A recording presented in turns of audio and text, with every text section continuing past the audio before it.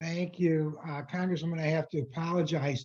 They gave me a formal introduction and I spilled coffee all over it. So I'm going to have to just kind of, wing it a little bit. But anyway, I am honored to introduce my friend and my Congress representative, Congresswoman Haley Stevens, who is a longtime good friend of JDCA, not a stranger to JDCA, has always been there for us. And we're impressed. We all should be impressed because she's been busy entertaining President Obama. She's been entertaining the governor. She's been running around the state. And I know for a fact that she spent her Sunday evening with 2,600 members of our community at a day school dinner, the largest day school dinner in the country. So she's been a busy person and she's found a little time to talk to us at JDCA. For those of you who don't know, in 2018, Congresswoman Stevens flipped what had been a Republican district for well over a quarter of a century, and first Democrat to do that. Redistricting has generally been good for the Ds in her new district. However, it presented her with a challenge of having to be in a tough primary with a fellow incumbent.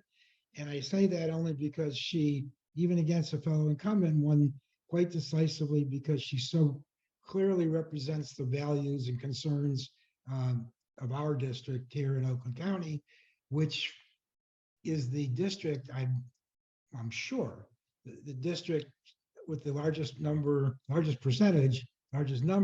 of Jewish constituents in the state of Michigan. So she's certainly been around their community a lot. Congressman Stevens is well known for her support for women's causes, labor causes, unions, STEM education, manufacturing, semiconductor development, and a whole range of issues important to many people in our community. And she has been a strong, firm advocate for the state of Israel. Personally impressed by not only her advocacy and support, but her constant willingness to listen, learn, and grow in her understanding of the issues that are so important to us. Congresswoman Stevens is highly respected in Congress. She was the co-president of her freshman Democratic caucus or class, which is a statement that others saw the leadership in her.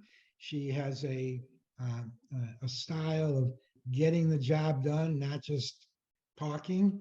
She works across the aisle, and she has just been extremely effective in her first two terms and hopefully her soon to be third term in Congress. She's been working all year, but recently to help all the Dems in Michigan and elsewhere get out the vote. We have some significant issues, and she's taken time today to talk to us, to pump us up, get us excited, tell us what's been going on out there in the field and how we can continue to be of help to make sure she and all the other Michigan Democrats bring it home.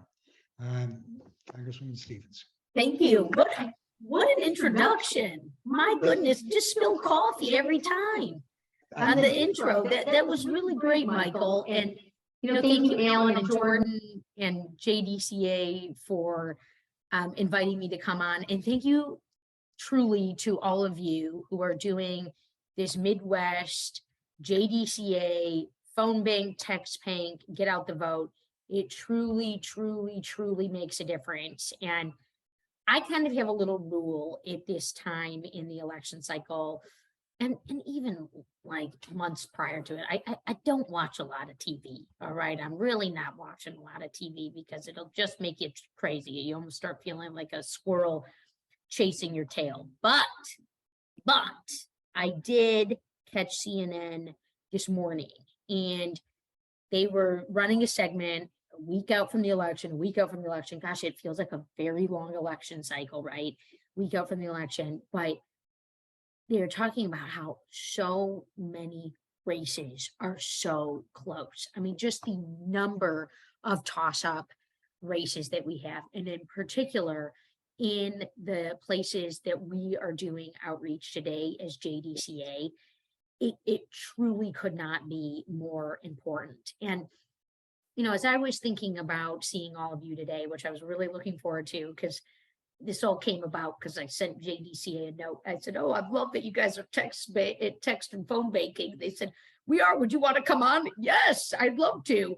But as I was thinking about seeing all of you today and this incredible organization that you are a part of that is connected to the Jewish community, that is codifying a set of values that aligns with Jewish Democrats, right? So gun safety, healthcare policies, environmental policies, investing in education, economic development, right? You know, you want to talk about the economy as a Democrat, let's do it. Because as you guys are doing this outreach today, I want you to remember the Republicans who are running to default on our debt, which would send us even more into a cataclysm of economic uncertainty, raising interest rates. You know, I don't know if they could raise any faster given that we're trying to stem the tide of inflation, but we've got inflation in this country, absolutely, but not at the rate of other nations. And those who choose to be reckless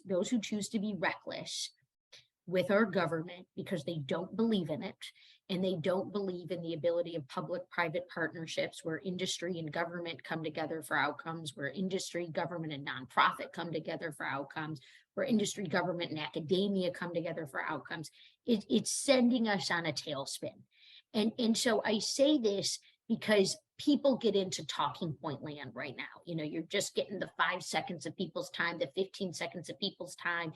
And you get this notion of fiscal conservatism, and you know they want to attack the Democrats for funding the government. They want to attack the Democrats for funding the government. But when I got into Congress, as Michael so very nicely articulated, and boy, am I lucky to call him a good friend and somebody I literally call at all hours, and have done a lot of great work with for years. But when I flipped this seat and I got into Congress in the largest Democratic class since the Watergate period, we entered in on the heels of a Republican supermajority. And what did we inherit?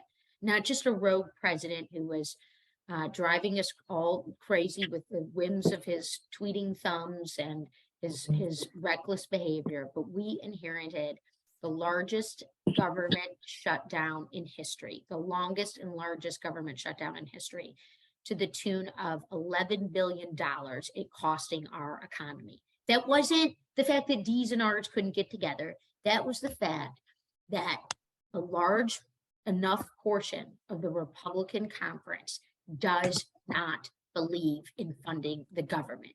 They did not believe that the government should work for you when a global pandemic hit our shores, which is why we had unbelievable supply chain disruptions, lack of bolstering of investment in our supply chain.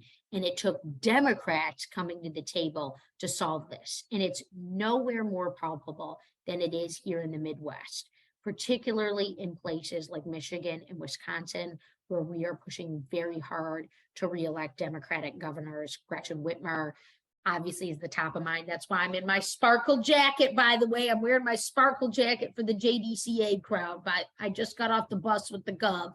I told Jordan Odell, I said, I'm going to be getting off the bus. Well, I'm not letting anything shine down on my light, all right? I'm not letting anything tamp it down, and I don't want anything tamping down on your light.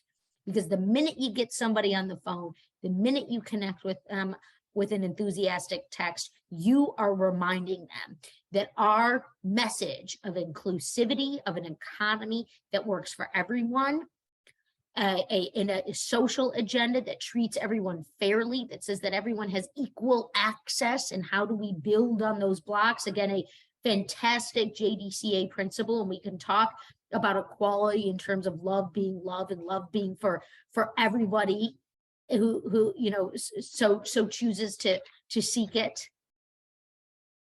You know, that's what you got to bring to this phone bank. And it's not just Governor Whitmer running for re-election. It's the governor in Wisconsin, Tony Ivers, who I have a lot of respect for. It's Nan Whaley in Ohio, Tim Ryan, my phenomenal colleague who will be the next senator from Ohio.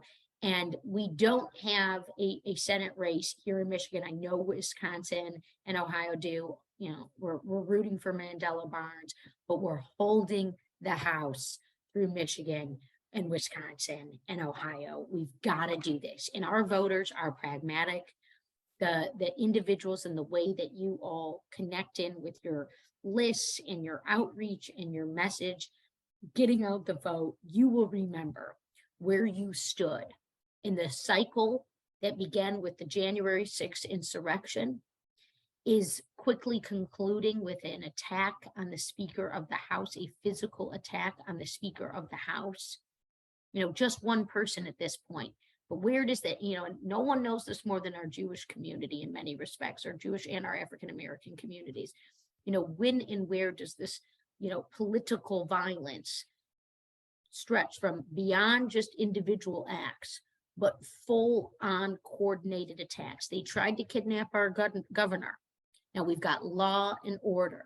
We will continue to have law and order. And that is where truth and justice reigns in, just as truth and justice manifests at the polls, just as we are getting out the vote and reminding people why this election is so important. We can't sit it out, folks. I'm telling you right now, I think we're having historic turnout here in Michigan.